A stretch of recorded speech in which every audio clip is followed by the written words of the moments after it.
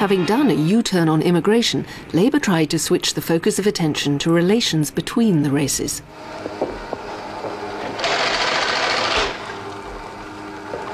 Can you stop the machine? Investigations had already begun to reveal that discrimination on the basis of colour was rife. When I worked for Panorama, we undertook one investigation into the colour bar on the railways, because it was absolutely clear that the railways were not employing black people. It's much harder for a West Indian to get a job in Britain today than it was a year ago. But how much of the trouble is due to colour prejudice? Is there any colour bar on British railways? No, there is no colour bar on British railways. I went down to the station master at a big London station. This is Mr. Davis, the goods agent in charge of Smithfield Depot. How many vacancies have you at the moment? It's 9 vacancies for staff at the moment. Next day at Lambeth, I met 4 unemployed Jamaicans. They had been looking for work for weeks. They weren't skilled, but they could read and write, and as far as I could judge, they were intelligent and had good records. So I suggested that they should go to Smithfield to ask for the jobs which the manager had said were vacant. They went there on Thursday morning. They were turned down. I went straight back to Mr. Davis for another interview. Now, Mr. Davis, you have vacancies here. Oh, yes. But now, 4 coloured men came this morning to ask for jobs and they were turned away. Why was that? I see. It was denied that there was any discrimination, but the plain fact was that the unions didn't want it, and management went along with it. Now, why is it that there is a prejudice here against coloured men? Oh, there's no prejudice, Mr. Chataway.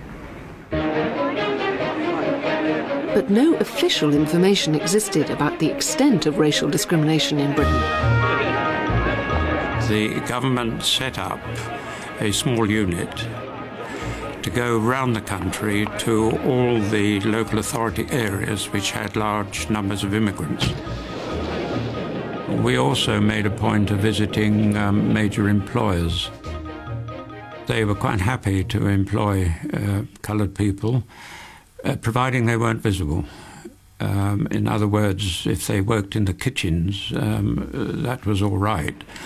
But employers felt that shoppers wouldn't like to see coloured hands handling food over the counter. They thought that ladies wouldn't be happy to buy their underwear from coloured girls. To get black people in shops, we actually had to get the cooperation of one of the key persons in the Oxford and Regent Street Traders Association.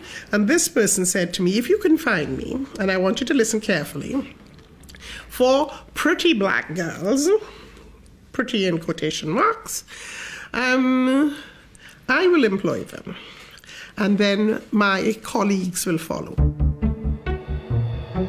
One minister who had personal experience of the extent of racial prejudice was Barbara Castle.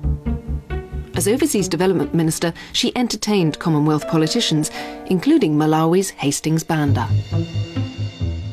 He was my least favourite Commonwealth Prime Minister. He was running a dictatorship in Malawi. He was sidling up to South Africa. He was disliked and loathed by other Africans, and he certainly was by me. But he seized his opportunity to draw me up to him and put his cheek against mine and show us apparently canoodling. Well, I was very angry because he'd no right to do that. But of course, the Express seized the opportunity, and there was this enormous picture the next day on the Express showing this embrace. And I received the filthiest and most racist letters I'd ever received following that. I mean, with the people had cut out the Express photo. One wrote across it, disgusting. Another said, nigger lover. One letter said, if these kind of things can take place in public, heaven knows what goes on behind the scenes.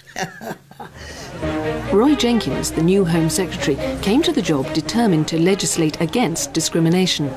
I had a sort of agenda, a liberal agenda, if you like, which I had set out in a little Penguin special, which I had written for the 1959 election. It had a final chapter called Is Britain Civilised? And I set out a number of things which I thought would make this country more civilised. Race relations was certainly there, and in a sense it was a very important one. However, the police were far from delighted by Roy Jenkins' liberal agenda. One of the most difficult meetings I've ever done in my life was a thing called the Metropolitan Police Boards had a sort of day out. They all turned up in Westminster Central Hall for what I sometimes a sort of bacchanalia in the evening. And they were objecting to a lot of liberal things which had gone through. They didn't like the end of capital punishment. They didn't like the end of flogging. But the one thing which really got them excited was when I said there is no doubt that we have to contemplate having a substantial black or coloured element within the police force. And they screamed for about 2 minutes then. Never forgotten that.